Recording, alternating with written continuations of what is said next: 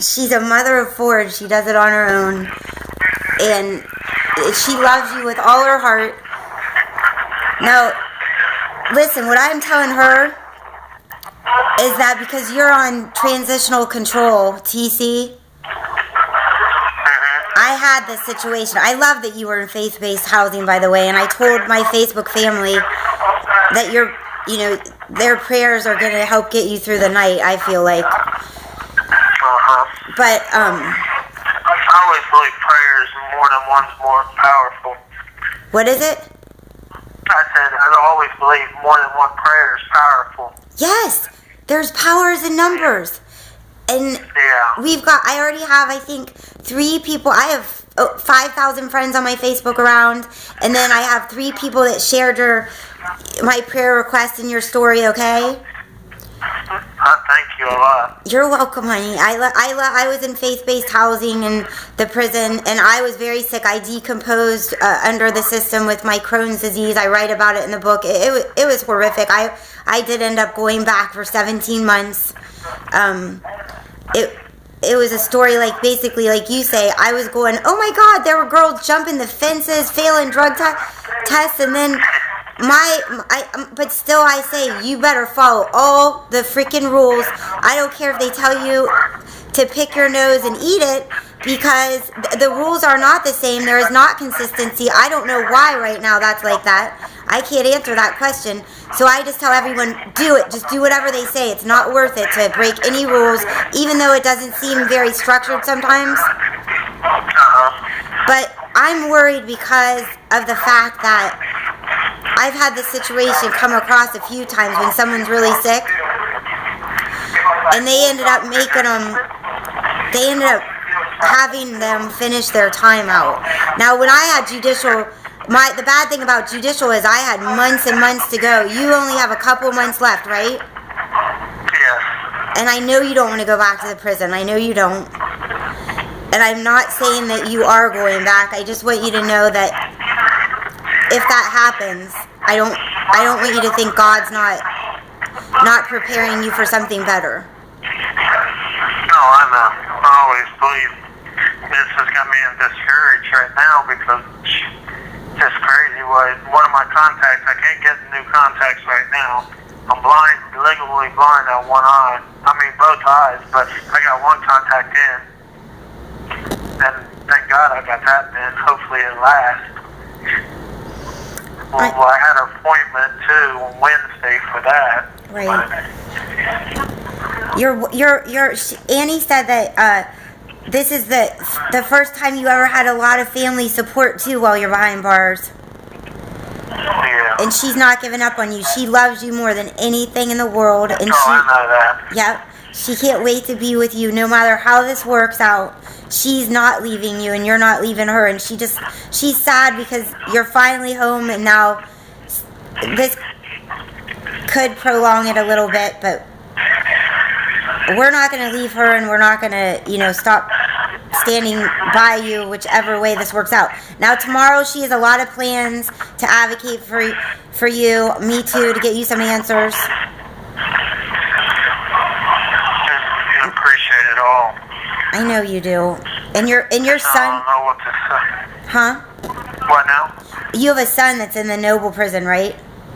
Yeah. So maybe, I don't want you to go back, and I'm not saying you are, but maybe you're supposed to go see him again. Maybe there's a reason. When I got sent back for 17 months, I was freaking out when I was sitting there in that jail waiting.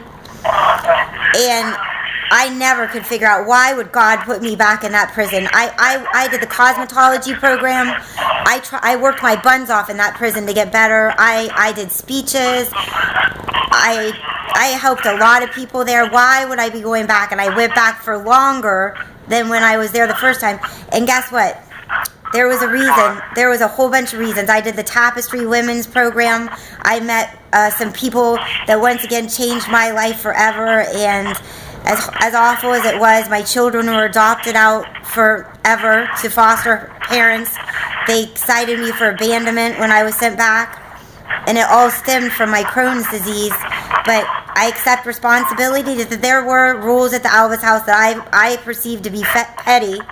And they ended up to get me back to the prison system, but I went back there and I kept on, helping people that had less than I did. Yeah, but I've seen people, I ain't saying everybody's different.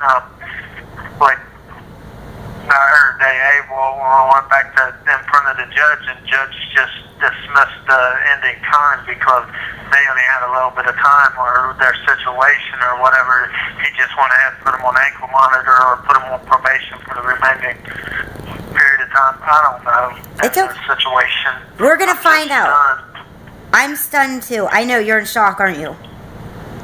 Yeah, but usually I'm out there getting in trouble, actually, reasons gone, but this time I just went, and it was the biggest, losing my dad behind bars, and seeing my son in prison doing time with him, it just really got at me, and a terrific woman standing beside me the whole time, and I never thought there was a person out there like that, but she's amazing.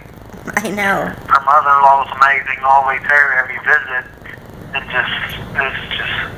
just changed my life around. And I get here, start talking to people and stuff like that, telling them, man, that's everything. Well, if you ever receive a letter from me on the lower right-hand corner, I always put God is good all the time. And then on the back side, on the right-hand side, lower thing, I put Annie's birthday, 10/01, then mine, 0525. Then I said, let go, let God. Yeah. And if that two things ain't on there, three things, I never sent that letter to whoever. But that's just devastating. And my little boy's birthday, Trent, the way I call them my kids, they are my kids. I raised all four of mine, but them boys are my boys. They, especially those Jackson, they all know me as dad. It takes more to be a dad than people say. Oh, I know. I have a stepfather. Love me and I love them. Yep.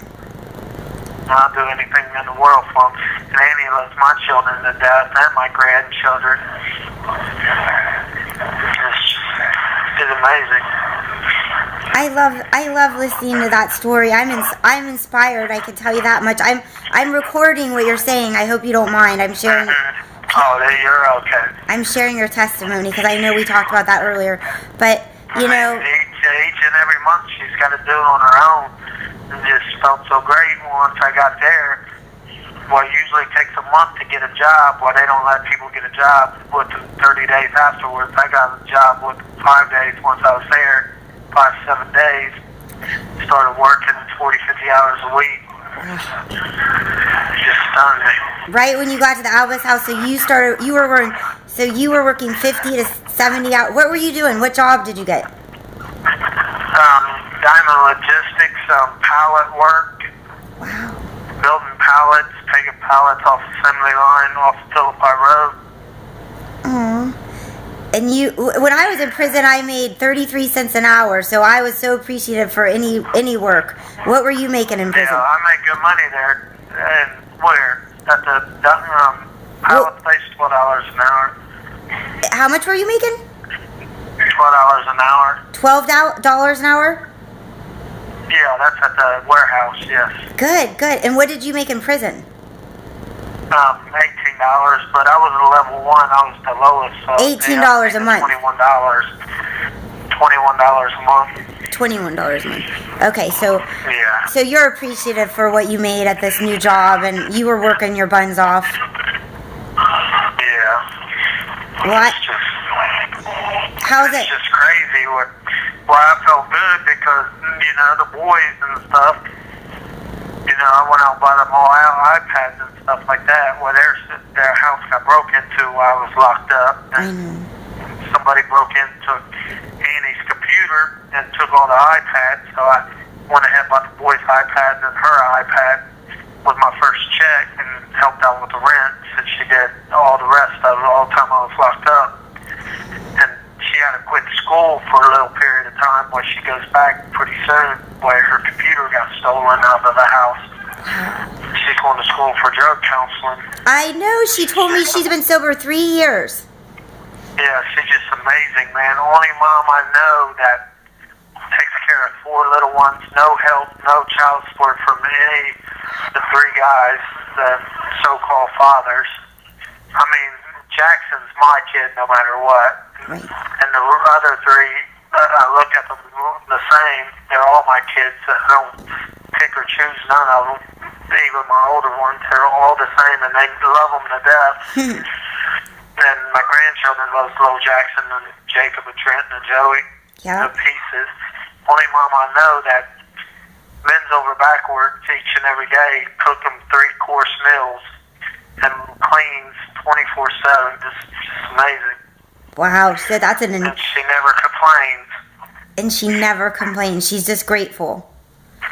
Yeah. Well, she told me you have everything to do with that. I'm gonna turn this video off, and I'm gonna. I mean, I'll always give and give and give. Like if I see somebody, I'll bend over backwards to help somebody, but I never asked nobody for help or anything like that. I never, you know what I'm saying? Like back in the day, I got in trouble. I know God's got a hold on me. You know what I'm saying? Mm-hmm. But one time I was going to go down and see my little girl in Jackson, Ohio. I got pulled over in Circleville, so I went to jail. So they just gave me a ticket. So I never paid that ticket. So a couple months later, I went to see my little girl. After I got out that day, the preacher told him something in his thing to pull over and pick me up while I was walking along the freeway, and he gave me a ride back to Columbus. So I went to church, North Court Street, repaid him all them times. So 2 months later, I went to Jackson to see my little girl coming back. Unpaid ticket, I get pulled over. So I go to jail, and they only got court twice a month. So I was like, shucks, I got to wait here at the end of the month. But in the small community like that, older people come there and fix like brownies and stuff. His mom was at the jailhouse that night. She said, "Where I know you from?" I said, I just put my head down. I said, "I don't know," but I didn't want to say the church. Right. 10 minutes later, preacher Bruce Engelman come in, and they told me to roll it up. He put the deed to the church up to really get me out. It's just, I don't know. Wow. Just have stumbles on the road and stuff. I always believe, but this is just devastating. I know. The Facebook family's praying for you. I'm turning this off. I'm going to stay in contact with her. Okay, so I'm going to let everyone say good. You tell Facebook that you say good night. Good night. Thank you all for all your prayers and things. That's good. And I hope to be home with my family as soon as possible. While my boys mean the world to me and my wife. I love that. You're a good person. It's going to be okay. We believe in you. We don't think you're bad.